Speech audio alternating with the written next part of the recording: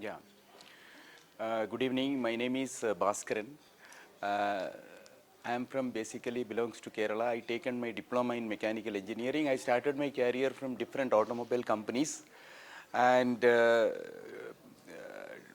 started from the Bajaj and then Eicher and Mahindra and all those companies. And after certain times, a lot of shop floor experience and in-depth manufacturing experience, I realized that that is not enough to go in a career path.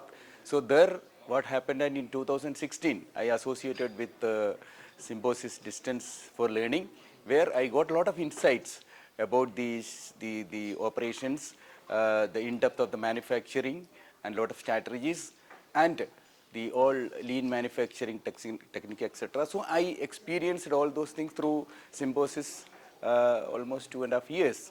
So those techniques and learnings I experienced and rest of my career, and I got a lot of benefits by associating with Symbiosis. So I very much thankful to the Symbiosis and the entire education institution. Thank you very much.